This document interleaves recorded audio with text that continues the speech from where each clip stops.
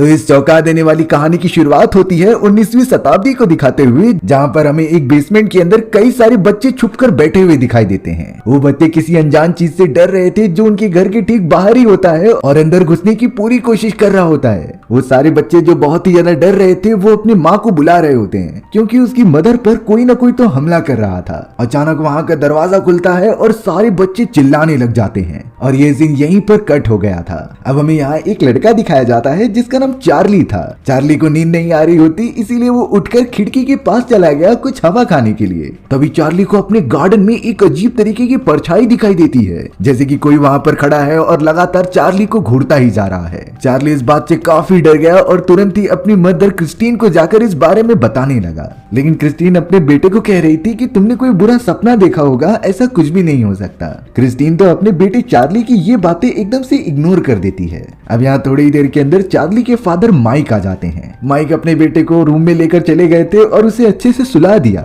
लेकिन चार्ली यहाँ पर माइक से फिर से कहता है कि मैंने खिड़की के बाहर किसी को खड़ा हुआ देखा। माइक भी जब वहाँ पर जाकर देख रहा था तो उसे कोई नहीं दिखाई देता, इसीलिए वो चार्ली को बड़े आराम से सो जाने के लिए कहता है। अब अगले दिन हैलोवीन का टाइम था जिसमें कि सारे बच्चे अलग अलग कॉस्ट्यूम पहनकर कैंडीज मांगने जाते थे। चार्ली ने अपने आईपैड में एक अजीब तरीके की ड्राइंग बनाई होती है जिसे कि वो अपने फैमिली मेंबर्स को दिखा रहा था। अपनी मदर के पूछने के बाद चार्ली ने ये बताया कि मैंने जो ड्राइंग बनाई है इसी तरीके का मैंने कुछ बाहर देखा था। माइक और क्रिस्टीन ज्यादा सीरियस नहीं लेते क्योंकि ये इत्तेफाक हो सकता है। शायद चार्ली को कुछ डरावने सपने आ रहे हैं, इसीलिए वो इन सारी चीजों को रियलिटी मान रहा है। अब यहाँ थोड़ी ही देर के अंदर चार्ली अपने बाकी दोस्तों के साथ और अपनी मदर के साथ निकल पड़ता है हैलोवीन नाइट को एंजॉय करने के लिए। चार्ली के फादर माइक एक बहुत ही बड़ी यूनिवर्सिटी में प्रोफेसर का काम किया करते थे। उन्हें बच्चों को पढ़ाना बहुत ज्यादा अच्छा लगता था। चार्ली और उसकी मदर जब बाकी लोगों के साथ जा रहे थे तभी उन्हें ऊपर की तरफ एक बहुत ही अजीब तरीके का वल्चर देख रहा होता है। हालांकि चार्ली ने उसे नोटिस कर लिया था और वो अपनी मदर को भी बता रहा होता है, लेकिन पता नहीं क्यों किसी रीजन की वजह से चार्ली की मदर उस वल्चर को देख ही नहीं पाती। अब माइक भी अपना काम खत्म करके उनके साथ हैलोवीन की परेड ज्वाइन करने के लिए आ चुका था। चार्ली अपने फादर और मदर को कह रहा होता है कि हमें परेड में जाना चाहिए, लेकिन क्रिस्टीन कह रही थी कि काफी लेट हो चुका है इसीलिए तुम कहीं मत जाओ। लेकिन अब माइक यहाँ पर बिना बात माने चार्ली को लेकर आ जाता है उस बहुत ही बड़ी परेड में। माइक यहाँ पर चार्ली को उस परेड में लेकर आ जाता है जहाँ पर काफी सारे लोग मौजूद थे। सभी लोग तो हैलोवीन नाइट को एंजॉय कर रहे होते हैं। ऊपर की तरफ हमें वही अनजान वल्चर दिखाई दिया जो लगातार उन्हें फॉलो करता जा रहा था। अब चार्ली तो उन्हें प्रॉपरली देख पा रहा होता है, लेकिन जब वो अपने फादर को बताता है तो माइक उसे पूरी तरीके से इग्नोर कर रहा था। लेकिन अब अचानक चार्ली को सामने की तरफ एक बहुत ही काली परछाई दिखाई देने लगी। वो किसी अननोन स्पिरिट की होती है जिसने कि देखते ही देखते चार्ली को वहां से गायब कर दिया था। माइक को तो समझ में नहीं आता कि आखिर चार्ली गया कहाँ, क्योंकि इससे पहले तो उसने हाथ पकड़ कर रखा था जैसे कि वो हवा में कहीं गायब हो गया। माइक चार्ली को लगातार उस पूरी परेड में ढूंढने लगता है और कई सारे पुलिस ऑफिसर्स को भी बोलता है, लेकिन उसे चार्ली कहीं भी नहीं दिखाई दे रहा था। तभी एक पुलिस ऑफिसर माइक को ये सजेस्ट करता है कि तुम्हें घर पर जाकर देखना चाहिए, शायद तुम्हारा बेटा परेड से होकर डायरेक्टली घर पर चला गया हो। माइक बहुत ही ज्यादा घबराते हुए अपने घर की तरफ भागने लगा अपने बच्चे के लिए। घर पर पहुंचने के बाद जब क्रिस्टीन को ये बात पता चली तो वो भी पूरी तरीके से शॉक हो गई थी। क्रिस्टीन माइक से इस बात पर बहुत गुस्सा होती है कि वो एक बच्चे को नहीं संभाल पाता और उसने मना भी किया था कि उस पार्टी में ना जाए। फिर भी माइक अपने बेटे को वहां पर लेकर गया और अब उनका बेटा कहीं भी नहीं मिल रहा होता। क्रिस्टीन और माइक जल्द से जल्द पुलिस ऑफिसर्स को इस बारे में बता देते हैं, जिससे कि एक पूरी टीम वहां पर आकर अपनी इन्वेस्टिगेशन करने लगी थी। हालांकि उन्हें अभी चार्ली के बारे में कुछ नहीं पता चला होता, लेकिन वो कह रहे होते हैं कि हम ढूंढ देंगे। अब उन दोनों को ही बहुत ही ज्यादा निराशा होकर घर पर वापस आना पड़ता है, जहां क्रिस्टीन रोने लगी थी क्योंकि वो अपने बेटे से बहुत ज्यादा प्यार करती थी और अब उसका बेटा खो चुका है। माइक को तो यहाँ पर समझ में नहीं आ रहा था कि आखिरकार उसका बेटा गया कहाँ पर। एक समय पर तो उसने अपने बेटे का हाथ पकड़ा हुआ था, लेकिन अचानक वो अगले ही सेकंड कहाँ चला गया। ये सारी चीजें माइक के लिए एक मिस्ट्री बन चुकी थी। माइक को अपने बेटे की याद आ रही थी, इसीलिए वो उसके कमरे में जाकर खिड़की के रास्ते से देखने लगता है, क्योंकि माइक को खिड़की के रास्ते से किसी के होने का एहसास हो रहा था। तभी माइक जब अपने कमरे की तरफ देखता है तो उसके ठीक सामने उसका बेटा मौजूद था, जो बहुत ही अजीब नजरों से अपने फादर को देख रहा होता है। माइक इस बात से बहुत ज्यादा खुश हो गया और अपने बेटे को जाकर गले लगा लिया। वो तो पूछने लगा होता है कि आखिर तुम कहाँ चले गए थे। यहाँ चार्ली उसे कुछ ज्यादा जवाब नहीं देता और कहता है कि खिड़की के बाहर वही मौजूद है। माइक भी जब उसके कहने पर खिड़की के बाहर देखता है तो वहाँ पर कोई नहीं मौजूद होता, पर अब चार्ली माइक को कह रहा था कि एक बार फिर से देखो।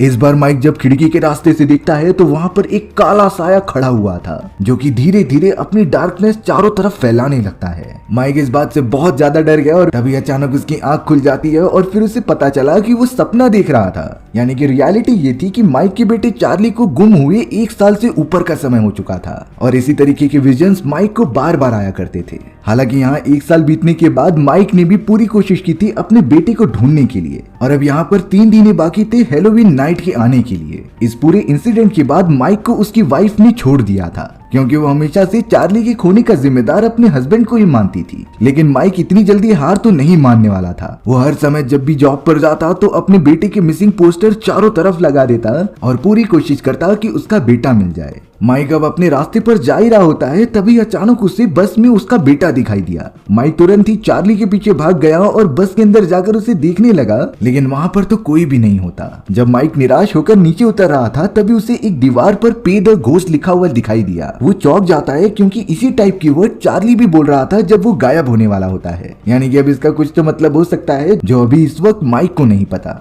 माइक अब उसी बिल्डिंग के अंदर जाने लगा जहाँ पर वो सारे वर्ड्स लिखे गए थे। दरअसल उस जगह के बेसमेंट के अंदर बहुत सारे भिखारी रहा करते थे जिनके पास कोई भी शेल्टर नहीं होता और खाने पीने की भी चीजें नहीं होती। माइक तो वहां पर आने के बाद सभी से पे द घोस्ट का मतलब पूछने लगा कि आखिर ये दीवार पर क्यों लिखा गया है। तभी अचानक उसके सामने एक ब्लाइंड भिखारी आ जाता है जो कि माइक को कह रहा था कि आ जाओ मेरे पास, मैं तुम्हारे सारे सवालों का जवाब दे सकता हूँ। हालांकि माइक फिर भी पूछ रहा था कि आखिरकार दीवार पर लिखे हुए इन वर्ड्स का मतलब क्या है। तभी वो बूढ़ा आदमी माइक को लेकर उसी दीवार के पास जाता है जहाँ पर पे द घोस्ट बहुत बार लिखे गए थे। हालांकि उस ब्लाइंड बेगर ने उसे कुछ इन्फॉर्मेशन नहीं दी होती, लेकिन अचानक से हमें माइक के ठीक पीछे एक खतरनाक परछाई दिखाई दे रही होती है जो देखने में किसी शैतानी स्पिरिट जैसी लग रही थी, पर कुछ ही सेकंड्स के अंदर वो वहां से गायब हो जाती है।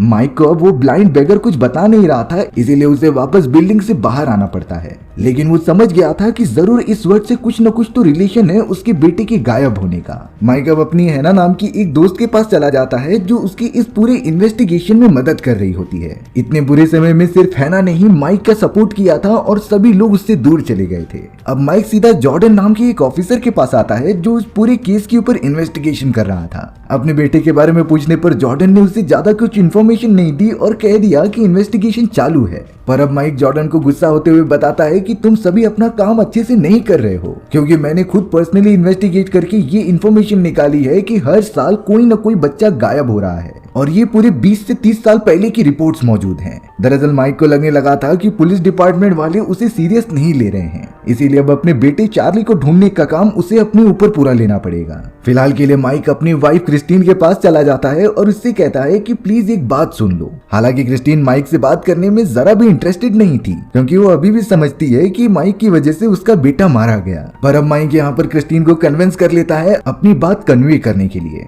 माइक ने क्रिस्टीन को वो सारी बातें और रिपोर्ट्स दिखा दिए थे जो उसने इतने समय में इकट्ठा किए हैं। वो तो उसे पे द घोस्ट लाइन के बारे में भी बताता है जो एक बिल्डिंग की दीवारों पर काफी बड़े अक्षरों में लिखे गए हैं और यही वर्ड मुझे चार्ली गायब होने से पहले बोल रहा था। माइक ने तो क्रिस्टीन से ये भी कह दिया था कि कभी कभी मुझे चार्ली के विजन्स आते हैं और वो मुझे दिखाई देता है। अब क्रिस्टीन इस बात पर बिल्कुल भरोसा नहीं करती और वहां से उठकर चली जाती है, क्योंकि उसे लगने लगा था कि माइक उसके साथ वापस आने की कोशिश कर रहा है और वो बिल्कुल भी इसमें इंटरेस्टेड नहीं थी, क्योंकि उसके बेटे को खोने का जिम्मेदार माइक ही होता है। माइक यहाँ पर बहुत ही ज्यादा अकेला हो चुका था और उसे कुछ नहीं समझता कि आखिर वो क्या करे। फिर भी वो इन्वेस्टिगेशन जारी रखता है क्योंकि उसे अपने बेटे को ढूंढना जो था। अब यहाँ रात के समय क्रिस्टीन अपने कमरे में सोई हुई होती है, तभी अचानक उसे नीचे के कमरे से कुछ आवाजें आने लगी। जैसे ही क्रिस्टीन उसे देखने जाती है तभी बाइसिकल अपने आप ही चल रही थी। थोड़ी देर बाद ही वो अपने आप गिर जाती है, जिससे कि क्रिस्टीन काफी ज्यादा डर गई और सीधा माइक के पास भागते हुए चली आ गई।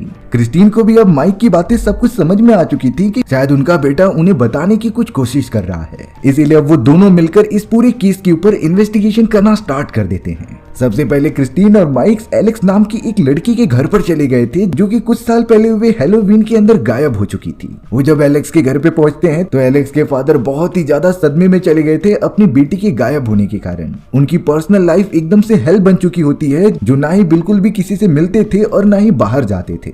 माइक ने तो अब उस पुलिस ऑफिसर जॉर्डन को कॉल करके ये बातें बता दी थी कि एलेक्स, मिया और उसी तरीके से कई सारे बच्चे उसी दिन गायब हुए हैं जब चार्ली गायब हुआ था। तो जॉर्डन कहने लगा कि इस जानकारी के ऊपर मैं और वर्क करता हूँ। माइक अब क्रिस्टीन को उसके घर पर छोड़ने के लिए चला आया, लेकिन इस बार क्रिस्टीन माइक से काफी अच्छी तरीके से बातें कर रही थी। इतना ही नहीं, क्रिस्टीन माइक को डिनर के लिए भी इनवाइट करती है क्योंकि काफी देर हो चुकी होती है। माइक भी बहुत ही खुशी खुशी अपने वाइफ के साथ चला गया था इतनी दिनों बाद डिनर करने के लिए। वहीं अब हमें जॉर्डन दिखाया जाता है जो एक रेस्टोरेंट के अंदर कुछ पूछताछ करने के लिए आया था। दरअसल यहाँ पर उसी मिया नाम की लड़की जो गायब हुई होती है उसकी मदर काम किया करती थी। अब यहाँ जॉर्डन मिया की मदर के पास जाकर उससे पूछने लगता है अपनी बेटी के बारे में कि वो किस तरीके से गायब हुई थी। मिया की मदर बता रही होती है कि भले ही मेरी बेटी इतने सालों से गायब है, लेकिन आज भी मैं उसे महसूस कर सकती हूँ और उसके विजन्स मुझे आते हैं। तभी अचानक माइक द्वारा बताए गए उस पे द घोस्ट वर्ड के बारे में जॉर्डन मिया की मदर से पूछता है और ऐसा कहते ही अचानक उस रेस्टोरेंट में आग लगने लगी थी।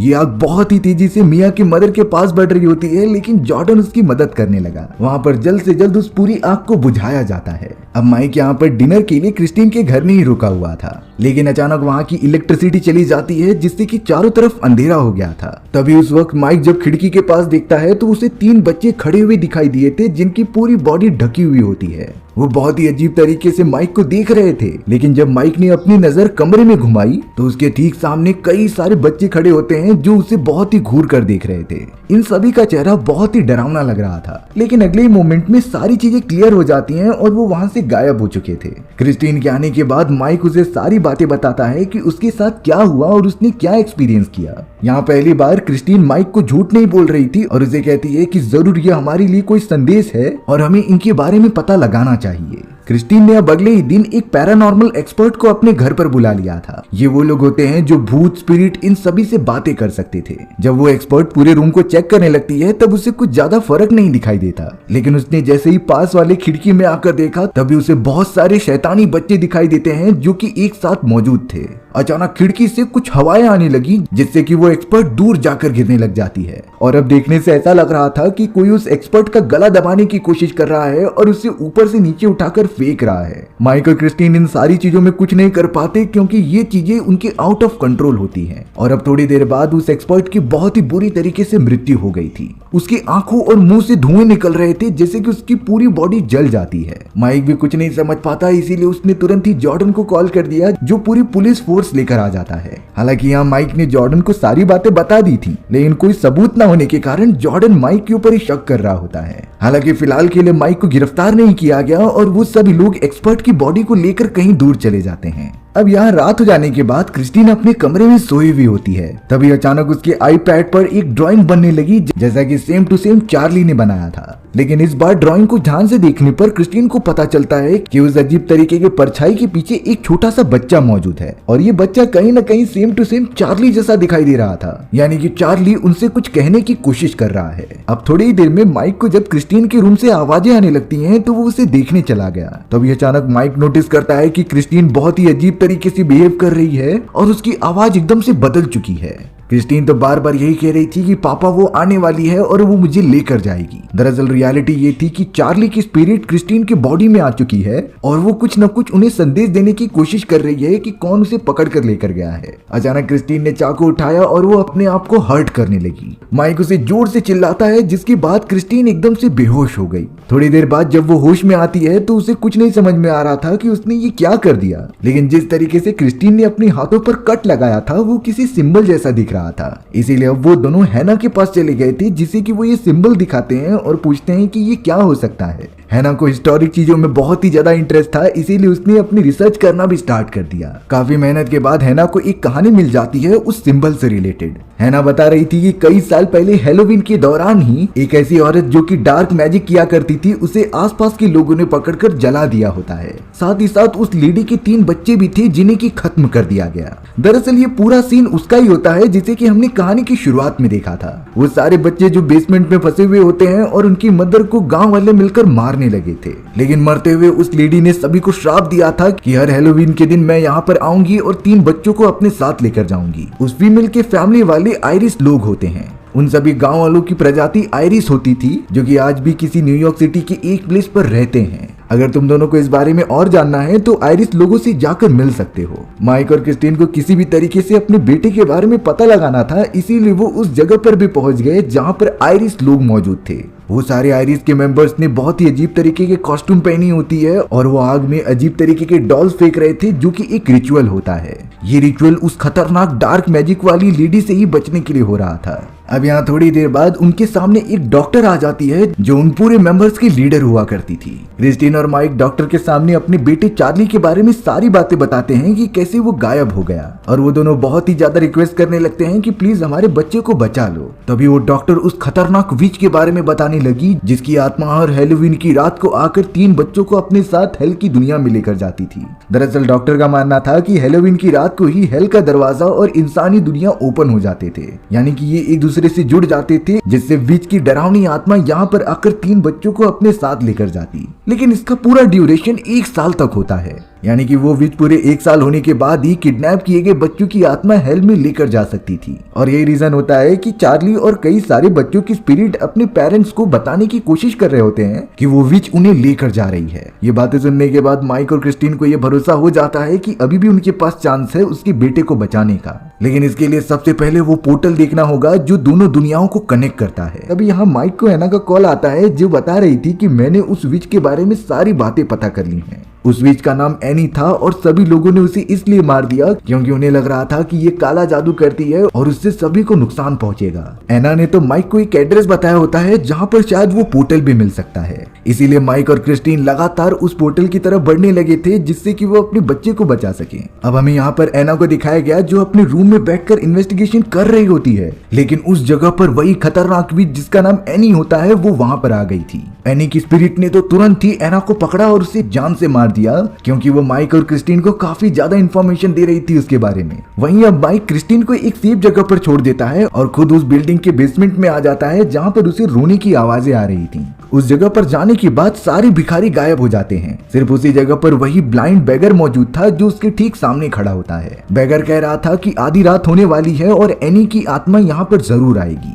लेकिन यहाँ पर माइक कहता है कि मेरे पास उतना समय नहीं है, मुझे प्लीज ये बता दो कि उस पोर्टल तक जाना कैसे है जो भूतों की दुनिया में लेकर जा सकता था। अब वो अंधा आदमी एलेक्स की इस मजबूरी को समझ रहा होता है, इसीलिए वो तुरंत ही उसे लेकर बेसमेंट के और अंदर चला गया। वो तो माइक को एक ब्रिज के ऊपर छोड़ता है और कहता है कि यही है वो पोर्टल जो तुम ढूंढ रहे हो, लेकिन आधी रात होने से पहले तुम्हें वापस आना पड़ेगा, नहीं तो तुम हमेशा हमेशा के लिए वहाँ कैद हो जाओगे। माइक अब तुरंत ही उस ब्रिज को क्रॉस करने लगता है अपने बेटे को बचाने के लिए। चारों तरफ धुआं ही फैला हुआ था और उसे कुछ दिखाई नहीं दे रहा होता, लेकिन फिर भी वो किसी भी तरीके से ब्रिज को क्रॉस करके वहां पहुंच जाता है। अब यहाँ माइक के सामने बहुत सारे बच्चे मौजूद थे। ये उन सारे बच्चों की स्पिरिट्स होती हैं जिसे कि उस विच ने पकड़कर यहाँ कैद कर दिया था। माइक अपने बेटे को आवाज देता है, जिसकी वजह से वहाँ पर मौजूद सारे लोगों की स्पिरिट हाथ उठाने लगते हैं, क्योंकि वो भी अपने घर जाना चाहते थे और वो चाहते थे कि कोई उनकी मदद करे। अब माइक जैसे ही उन सारे स्पिरिट्स के बीच में जाता है तो उसका हाथ दूसरे के हाथ से आर पार हो जा रहा था, क्योंकि वो सभी लोग मर चुके हैं। पर तभी अचानक माइक के पास उसका बेटा आकर चिपक जाता है और वो उसकी बॉडी को टच कर पा रहा था, क्योंकि चार्ली के पास अभी भी थोड़ा सा टाइम होता है, उसका 1 साल कंप्लीट होने में थोड़ा ही समय बाकी था। इसी वजह से अब माइक जरा भी देरी नहीं करता और अपने बेटे को लेकर वहां से जाने लगता है। लेकिन अब पीछे से माइक को मिया और उसके जैसा एक और लड़का पकड़ लेता है, क्योंकि ये दोनों बच्चे भी चार्ली के साथ ही किडनैप किए गए थे उस विच द्वारा, यानी कि इनके पास भी थोड़ा सा टाइम मौजूद होता है। इसीलिए अब बिना देरी किए माइक उन तीनों को अपने साथ बाहर लेकर जाने लगा। लेकिन अब ब्रिज के ऊपर कदम रखते ही उस खतरनाक विच एनी की आत्मा वहां पर आ गई, जो माइक के ऊपर तुरंत ही हमला करने लग जाती है। लेकिन उस जगह पर जितनी भी बच्चों की स्पिरिट मौजूद थी वो उल्टा आकर एनी की आत्मा पर हमला करने लगी। दरअसल उन सारे बच्चों की स्पिरिट्स को पता था कि वो वापस तो नहीं जा सकते, लेकिन जिन बच्चों के पास चांसेस है वापस जाने की वो उनकी मदद करें। सारे के सारे बच्चों की स्पिरिट एनी की खतरनाक स्पिरिट के ऊपर हमला कर रही थी और उन्हें रोक रही थी किसी को भी चोट न पहुंचाने के लिए। इसी मौके का फायदा उठाकर माइक तुरंत ही अपने बेटे और मिया और उसके साथ मौजूद एक लड़के को बाहर लेकर आ जाता है। हैलोवीन की की रात खत्म होने के साथ साथ वो पोर्टल भी एकदम से बंद हो गया था, यानी कि उस खतरनाक विच की स्पिरिट अगले ही हैलोवीन में आएगी। माइक अब अपने बेटे चार्ली को घर पर लेकर आ जाता है, जिसे कि क्रिस्टीन देखकर बहुत ही ज्यादा खुश हो गई थी। वो अपने बेटे को गले लगा लेती है और सही सलामत देखकर काफी खुश होती है। लेकिन चार्ली की यहाँ 1 साल पहले की याददाश्त खत्म हो चुकी होती है। उसे सिर्फ लास्ट टाइम के हैलोवीन का समय ही याद था। लेकिन चाहे कुछ भी हो, माइक ने सारी चीजें ठीक कर दी हैं। इसीलिए क्रिस्टीन भी माइक को अब अपना लेती है और उसे थैंक यू कहती है उसके बेटे को लाने के लिए। पर यहाँ अभी तक सारी चीजें खत्म नहीं हुई थी। हमें ठीक घर के बाहर वही वल्चर दिखाई देता है जो बहुत ही घूरकर चार्ली और उसकी फैमिली को देख रहा था। और शायद अगले हैलोवीन में वो खतरनाक विच वापस लौटेगी और चार्ली और उसकी पूरी फैमिली को खत्म कर देगी। इसी के साथ हमारी ये डरा देने वाली कहानी यहीं खत्म हो जाती है। सो व्यूअर्स, आपको ये स्टोरी कैसी लगी कमेंट सेक्शन में बताना भूलना मत। और अगर आपको मेरा एक्सप्लेनेशन 1% भी अच्छा लगा होगा ना, तो वीडियो को लाइक एंड चैनल को सब्सक्राइब जरूर कर देना। मिलते हैं इसी तरीके की मजेदार वीडियोस में, तब तक के लिए बाय बाय।